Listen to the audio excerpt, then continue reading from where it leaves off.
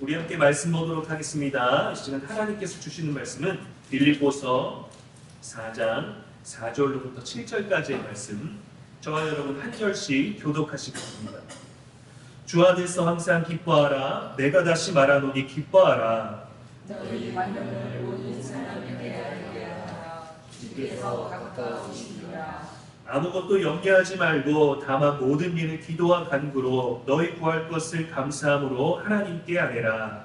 그리하면 모든 지각에 뛰어난 하나님의 평강이 그리스도 예수 안에서 너희나 마음과 생각을 지키시리라. 아멘. 한 구절 더 보겠습니다. 요한복음 6장 5절로부터 13절까지의 말씀입니다. 5절입니다. 예수께서 눈을 들어 큰 무리가 자기에게로 오는 것을 보시고 빌립에게 이르시되 우리가 어디서 떡을 사서 이 사람들을 먹이겠느냐 하시니 이렇게 말씀하시면 주님이 어떻게 하실지를 아시고 빌립을 시험하고자 하시니라. 빌립이 대답하되 각 사람으로 조금씩 받게 할지라도 200데나리온의 떡이 부족하리이다.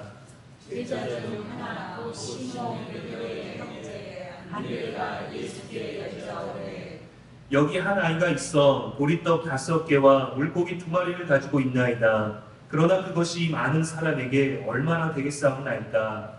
예수께서 이르시되 이 사람들과 함께하라 하시니 그곳에 잔디가 많은지라 사람들의 앉으니 수가 5,000명쯤 되더라. 예수께서 떡을 가져 축사하신 후에 앉아있는 자들에게 나눠주시고 물고기도 그렇게 그들의 원대로 주시니라. 그들이 배부른 이에 예수께서 제자에게 이르시되 남은 유과를 거두고 버리는 것이 없게 하라 하시고 이에 거두니 보리떡 5개로 먹고 남은 조각이 12바구니에 찼더라. 아멘. 이것은 살아계신 우리 하나님의 말씀입니다. 오늘도 주의 전에 찾아온 여러분들의 모든 발걸음을 또 오늘 보내신 하루를 주의 이름으로 환영하고 축복합니다. 오늘은 제 수요일입니다. 참회 수요일, 회개의 날이라고 시작하기도 하죠. 사순절기의 시작인데 올해는 부활절이 3월 31일입니다. 그래서 부활절까지, 오늘날부터 부활주일까지 주일을 제외한 40일, 그 기간을 우리 교회에서는 사순절 절기로 지키고 있습니다. 40이라는 숫자가 있죠. 성경에서 다양하게 등장합니다. 노아의 홍수 때 40일간 비가 내렸습니다. 모세가 시내산에 올라서 40일을 금식을 했죠. 이스라엘 백성이 광야에서 훈련받은 기간이 40년입니다. 그리고 가나안 땅에 도착했을 때 그곳을 정탐할 때에도 40일이 걸렸습니다. 엘리야는 40일간 호렙산을 향하여 걸어갔고 요나 선지자를 통해서 하나님은 니느웨에 회개할 기간을 40일 동안을 허락하셨어요. 신약에선 예수님께서도 공생애를 시작하시기 전에 광야에서 40일간 시험받으셨고 금식하셨고요. 그리고 부활하신 후에 40일 동안 제자들과 함께 보내시면서 또 마지막 순간들을 이 땅에서 보내셨습니다. 이 40이라는 숫자는 성스럽고 거룩한 숫자이기도 하고 심판의 40이기도 하고요. 기회의 40이기도 하고 또 훈련의 40이기도 합니다. 성경이 전해주는 이 40이라는 의미가 이제 오늘로부터 시작되게 되는데 세상을 살아가는 사람들도 많이 들어봤을 거예요. 그러나 이것이 성도된 저와 여러분에게 더 깊은 의미로 새겨지기를, 그러한 40일, 그러한 모든 날, 그러한 24년도를 살아가는 저와 여러분 되기를 주님의 이름으로 축복합니다. 오늘도 빌립보서의 말씀을 가지고 아무것도 염려하지 말라, 감사하라, 주 안에서 기뻐하라 라는 말씀을 중심으로 예수가 있는 삶이라는 제목으로 말씀을 나누겠습니다. 예수가 있는 삶. 우리는 하나님을 가끔 멀리 계신 분으로 느낄 때가 많아요. 하나님께 기도하고 하나님께 간구하고 말씀도 신앙생활도 가까이 하지만 실제로 우리들이 살아가는 삶은 하나님이 너무 위대하시기도 하고 하나님이 잘 느껴지지 않기도 하고 또 실제적으로 체감되지 않고 성경의 이야기들을 우리가 알고 믿기는 하지만 이 일도 우리들에게 언제나 일어날 수 있다는 것, 그것으로 생각할 때는 하나님이 조금은 멀게 느껴질 때가 있습니다. 우리의 믿음은 그분이 가까이 계시기를 간절히 원하죠. 그러한 것 같다고 느끼지만 실제로는 물리적이고 공간적이고 또 어떤 시간적인 있던 한계로 인해서 하나님을 정말 가까이 피부와 살로 느끼지 못할 때도 있습니다. 생각을 하지 않으면 하나님이 또 안 계시는 것처럼 또 보낼 때가 있죠.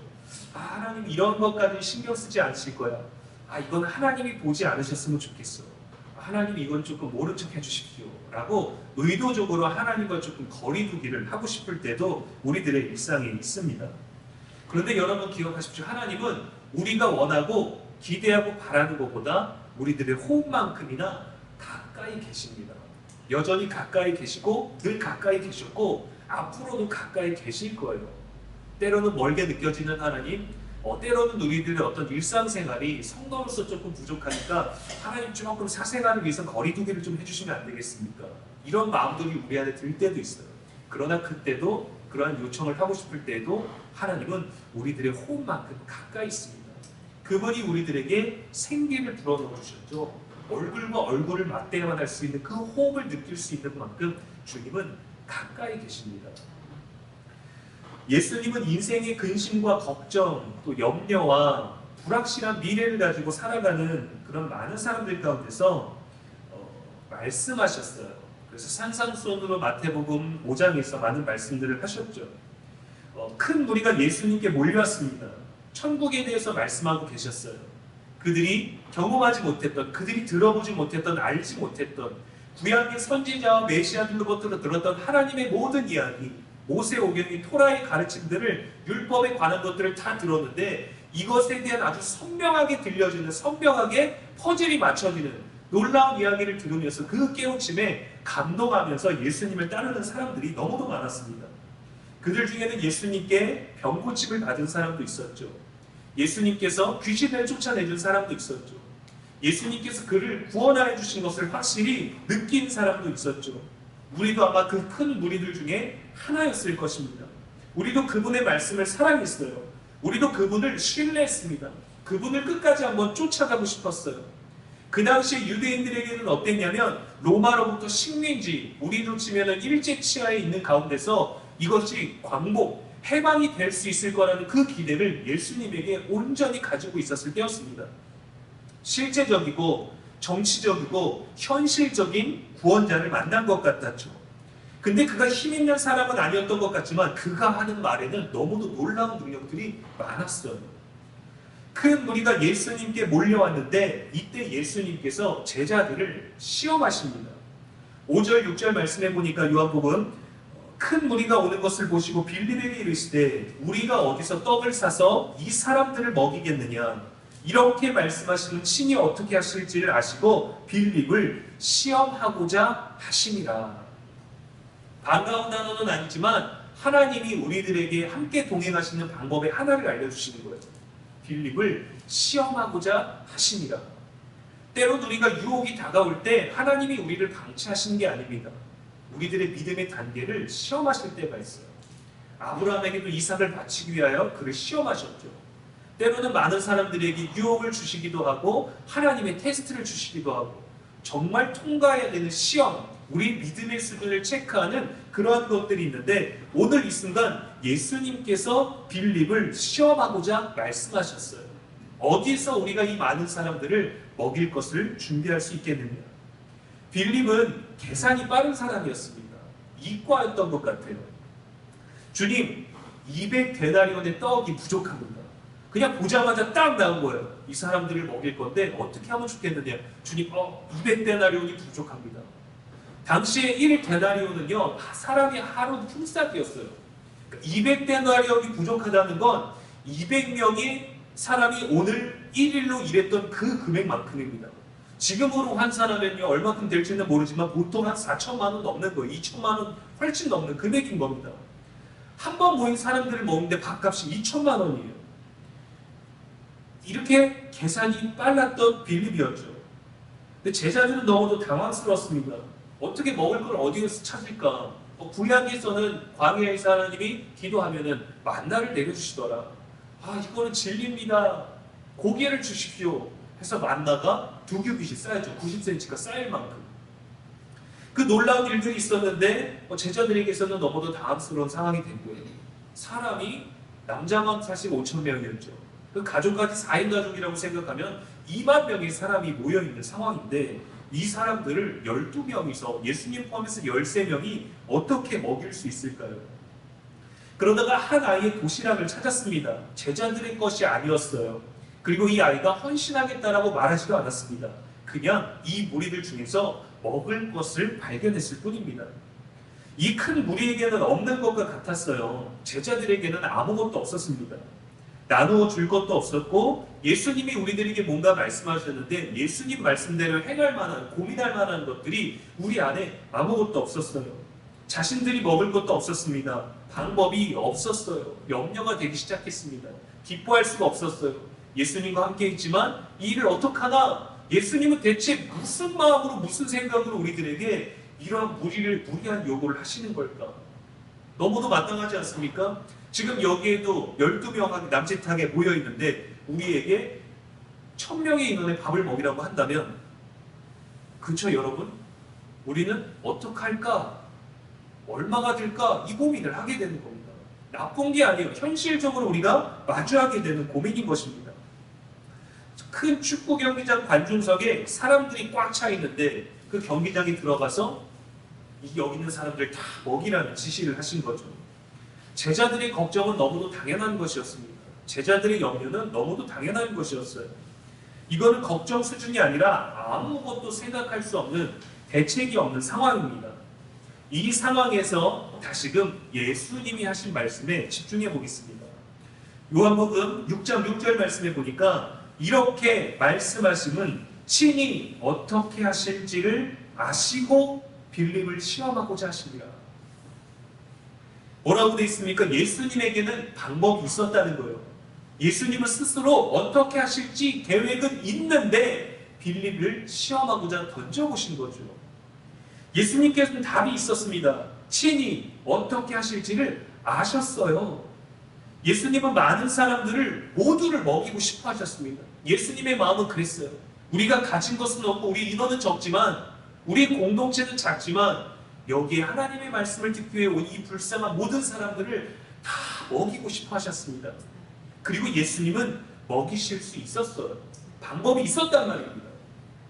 하지만 제자들은 사람들을 돌려보내고 싶어 했어요. 마태복음 14장 15절에 보니까 무리를 보내어 마을에 들어가 먹을 것을 사먹게 하소서. 주님, 우리가 이 많은 사람들을 어떻게 먹입니까? 한 10명, 20명은 뭐 어떻게 할 수 있겠죠. 외상으로 할 수 있겠죠. 뭐 어디서 뭐 물고기를 잡아올 수 있겠죠. 그러나 하나님, 예수님, 이 많은 사람들을 우리가 어떻게 먹입니까? 다 집으로 돌려보내서 지들이 알아서 사먹게 하십시오. 집이 먼 사람은 뭐 조금 굶어도 되고, 집 가까운 사람은 집으로 가서 먹게 하십시오. 제자들의 언어에는 근심과 걱정, 심지어 짜증까지 느껴지는 상황입니다. 솔직히 마음을 편히 가질 수 있는 이유가 없었어요. 어떻게 먹을 수 있겠어요? 이 오병이어의 기적 사건은 사복음서에 다 등장합니다.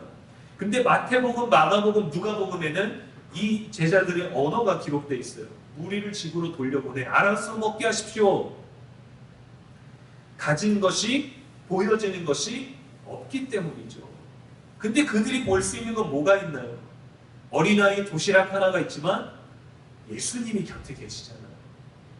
예수님이 곁에 계시잖아요. 지금까지 이러한 상황이 있기까지 예수님 곁에서 제자들은 어떤 일들을 경험했을까요?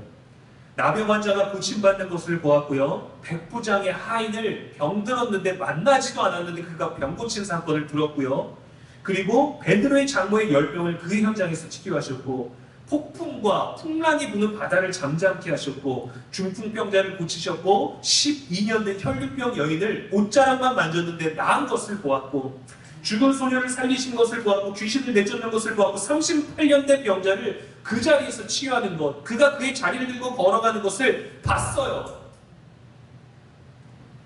우리가 예수님 곁에서 이러한 일들을 경험했다면 한 번쯤은 우리가 이런 생각을 할 수 있겠죠. 이 많은 사람들을 어떻게 먹이려고 하시는 거지? 맞다. 예수님은 죽은 사람을 살리셨지. 맞아. 예수님은 병든 사람을 그 자리에서 고치셨어. 맞아. 예수님은 죽은 그 소녀를 일으키셨고, 12년 된 그 여인을 그 자리에서 예수님 옷자락만 만졌는데 부정한 그 여인이 깨끗함을 입게 되었지 않았어. 우리가 그것을 봤잖아. 예수님은 잠잠케 하셨지 바다를. 우리가 그 배에 타고 있었잖아. 이분은 정말 우리가 두려워할 만한 하나님의 아들이시오. 우리의 구원자가 분명해. 그렇다면 예수님께는 무언가 방법이 있을 거야. 그 예수님이 지금 우리 앞에 계시잖아. 그분이 우리에게 말씀하시잖아. 예수님, 우리가 어떻게 할까요? 한번 물어보자. 예수님 어떻게 하실지 방법이 있으신가요? 믿어보자. 그런데 예수님과 함께 있던 제자들은 여전히 자신들 안에서 방법을 찾고 있습니다. 야, 어떡하지? 야, 아예 도시락밖에 없네. 물고기 2마리에 보리떡 5개밖에 없네. 어떻게 하면 좋을까? 염려와 근심이 가까이 있게 되는 겁니다.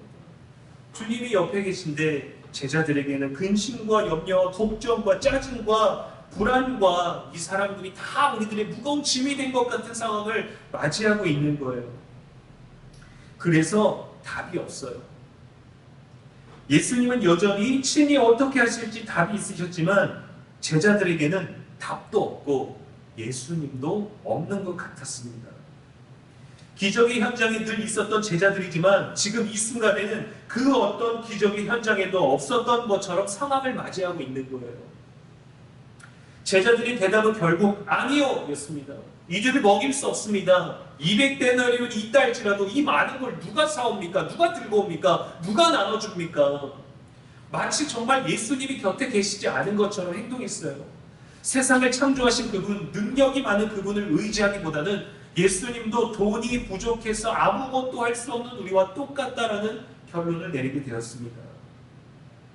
여러분, 때로 우리는 우리 손에 가진 것, 우리가 할 수 있는 것에서 시작할 때가 많죠. 그게 현실이니까요. 그게 솔직한 거니까요. 그러나 우리는 그것이 아니라 예수님이 누구신지에서부터 시작을 해야 됩니다. 오늘 말씀은 우리들에게 전해지죠. 빌립보서의 말씀은 주 안에서 기뻐하라. 내가 다시 말하노니 어디서 기뻐하라고요? 주 안에서 항상 기뻐하라. 기뻐할 수 없지만 주님 안에서는 가능하다는 거예요.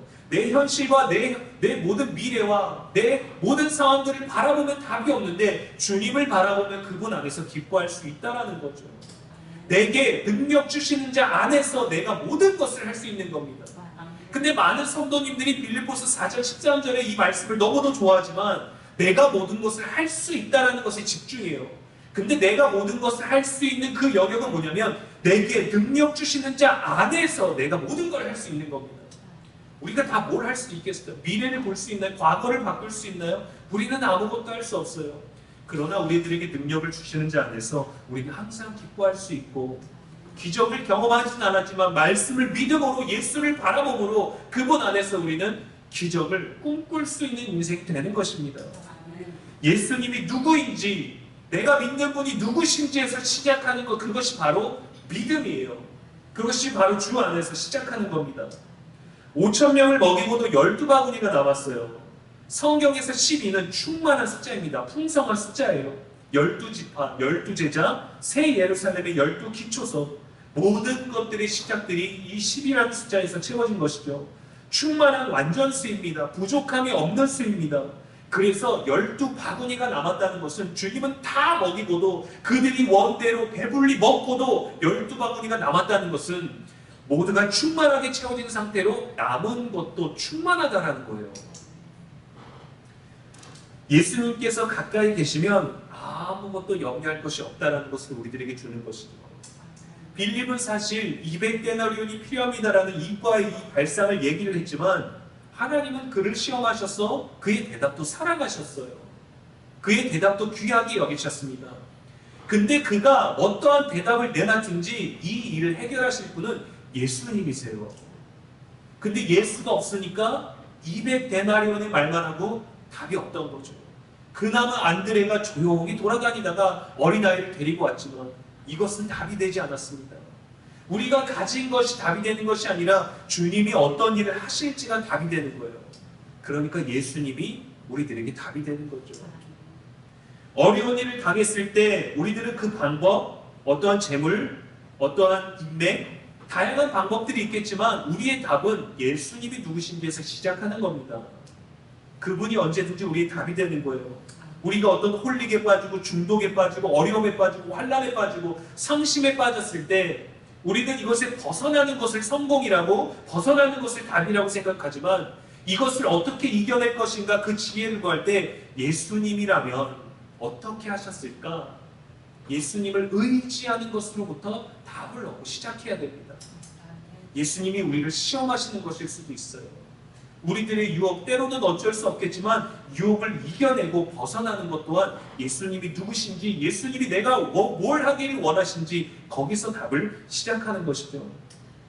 사랑하는 여러분, 매일매일이 예수가 있는 삶이 되기를 주님의 이름으로 축복합니다. 정말 예수가 내 안에 있는 삶이 되기를, 정말 예수 안에서 살아가고 있는 일상이 되기를 주님의 이름으로 축복합니다. 그러면요, 우리 생각이 달라지고 태도가 달라지게 될 거예요. 매년 맞이하는 절기입니다. 작년에도 사순절 맞이하셨죠. 작년에도 제수요일을 보냈습니다. 그 제수요일은요, 원래 그 참회라고 해서 어떤 교회에서는 미국에서 시작했는데 애쉬 웬스데이라고 하죠. 그래서 검은 숯을 갈아서 그 숯으로 가루를 만든 다음에 그것으로 여기다 십자가를 긋습니다. 그렇게 해서 우리 몸에 그 십자가를 기억하고 사는 거예요. 왜 죄를 사용하느냐? 나는 죽겠다라는 고백이에요.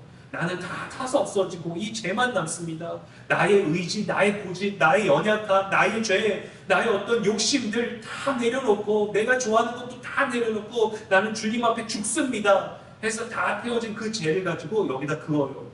저도 수련목 때 이 애쉬 엔젤을 한번 보내봤어요. 목사님께서 미국에서 목회를 하고 오셔서 목사님이 그 이벤트를 준비하셔서 그 거룩한 예배를 드렸습니다. 근데 처음에는 그 의미를 담아서 여기에다가 이제 십자가를 그었죠. 근데 한 권사님이 깜빡을 하고 이거를 안 지고 지하철을 타고 집을 가셨네요. 예. 그리고 집에 가서 도착하니까 사람들이 막 지하철에서 이상하게 쳐다보는 것 같아서 알고 보니까 집에서 이제 화장을 지우려고 보니까 어머 이마에 지금 여기 십자가가 검정색이 그려져 있으니까 사람들, 의미를 모르는 사람들이 봤을 때 얼마나 무서웠겠어요. 이렇게 몸의 흔적을 남기기도 하고 그래서 이러한 사고가 생기니까 손등에 하기도 했습니다. 근데 여러분, 몸에 무언가를 새기는 것이 중요한 게 아니에요. 아무 흔적이, 아무런 어떤 메시지가, 아무런 이런 문신이 남아있지 않아도 우리가 예수님 안에서 머물고 있는 삶을 사는 것이 진정한 십자가의 삶인 거죠. 때로는 예수 안에 머물고 예수의 이름으로 사는 것이 때로는 고난이 되고 힘들고 괴롭고 불편하기까지 합니다. 신경 쓸 것이 너무도 많죠. 그러나 주님은 그렇게 우리들의 믿음을 시험하시고 성장하게 하시고 성숙하게 하시는 거예요.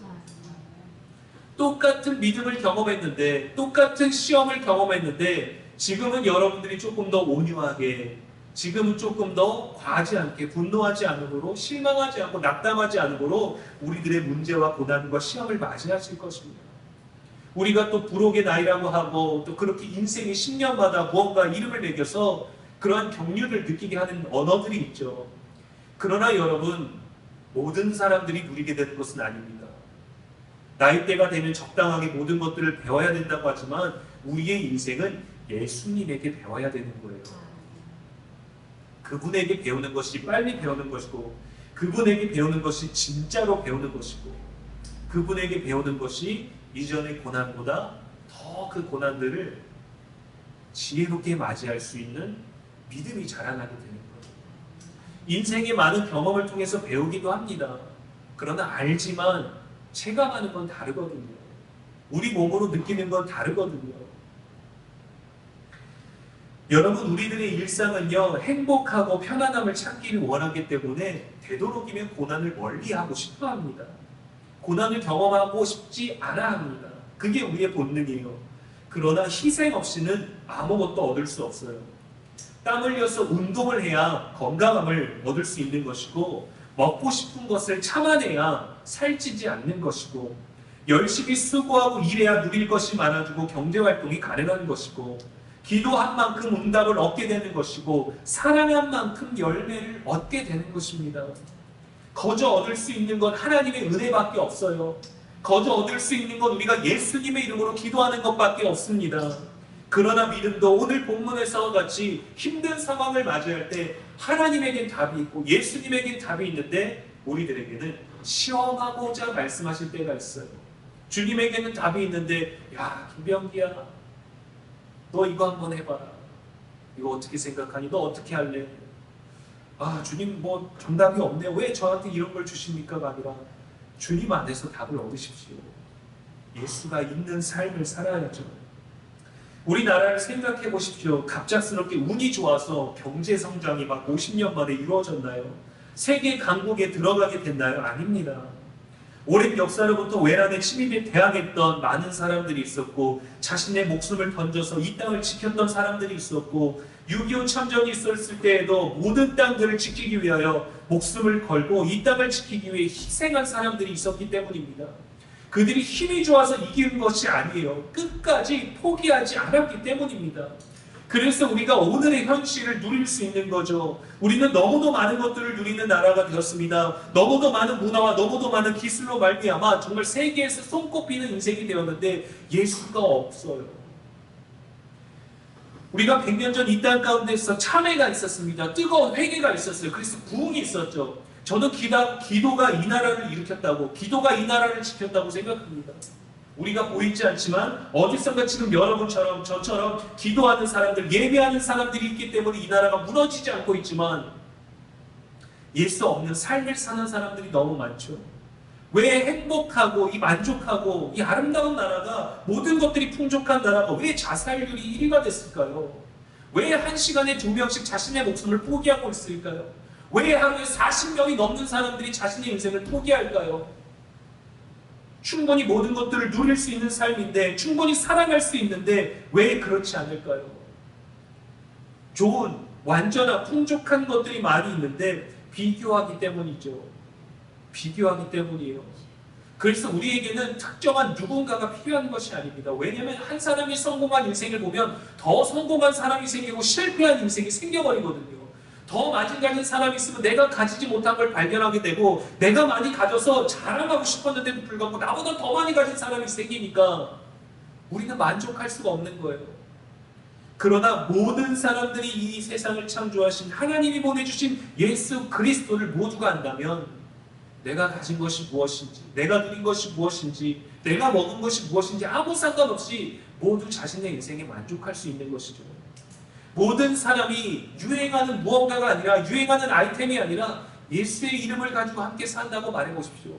그러면요, 우리의 것을 자랑하는 것이 아니라 상대방을 채워주는 인생이 됩니다.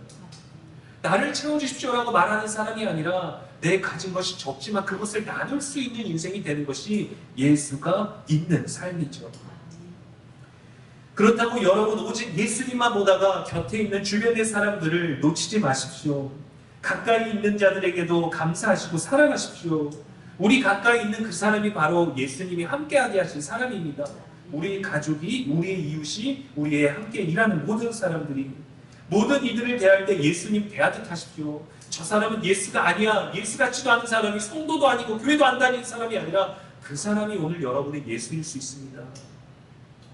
홀로 있을 때에도 주님과 함께함을 잊지 마시고, 그분은 우리가 원하고 기대하는 것보다, 그리고 우리의 방법이 아니라 주님의 방법으로 늘 가까이 계십니다. 제 수요일로부터 시작되는 이 사순절에 나의 생각, 나의 판단, 나의 방법, 나의 욕심, 나의 기대 다 내려놓고 예수님이 원하시는 방법으로 살아내기를 축복하고요. 예수님이 나에게 어떤 분이신지 그 믿음으로 고민하시고요. 내 삶 순간순간에 예수가 있는 삶이 되기를 축복합니다. 갈라디아서 2장 20절 말씀에 내가 그리스도와 함께 십자가에 못 박혔나니, 그런즉 이제 내가 사는 것이 아니고 내 안에 그리스도께서 사시는 것이라. 이제 내가 육체 가운데 사는 것은 나를 사랑하사 나를 위하여 자기 자신을 버리신 하나님의 아들을 믿는 믿음 안에 사는 것이라. 나는 죽고 예수로 사는 믿음이 있게 되기를 축복합니다. 내 마음, 내 생각, 내 언어는 죽고 예수로만 살고 예수가 있는 삶, 그 기적이 내게도 이루어질 것을 믿는 삶, 또 실제로 기적이 우리 안에 있는 삶을 살아가는 저와 여러분의 사순절 되기를 주님의 이름으로 간절히 축원합니다. 기도하겠습니다. 할렐루야. 오늘도 우리 곁에 계시는 하나님을 찬양합니다. 늘 우리 곁에서 기적으로 일하시고 사랑으로 일하시고 악한 권세를 이기는 능력으로 함께 하시니 감사를 드립니다. 참회의 수요일을 맞이하며 주님께 나아가기를 원합니다. 예수님 곁에 있었지만 예수님이 없는 것처럼 살아왔던 우리들의 연약한 믿음을 불쌍히 여기시고 언제나 예수님이 답이심을 믿는 믿음으로 나아가게 하여 주시옵소서. 그리스도의 고난에 동참하기를 원합니다. 그리스도의 죽음에 동참하여 그리스도의 부활에 참여하기를 원합니다. 그 영광을 누리게 하여 주시옵소서. 그 영광을 바라보게 하여 주시옵소서. 그 영광을 옷 입게 하여 주시옵시고 그 영광에 참여하는 함께하는 자가, 그 기쁨을 누리는 자가 되게 하여 주시옵소서. 모든 것이 회복되고 죄로부터 자유한 우리들의 삶이 오직 예수 그리스도를 통해서만 가능함을 믿게 하여 주시옵소서. 우리의 소망이 되신 예수님의 이름으로 기도합니다. 아멘.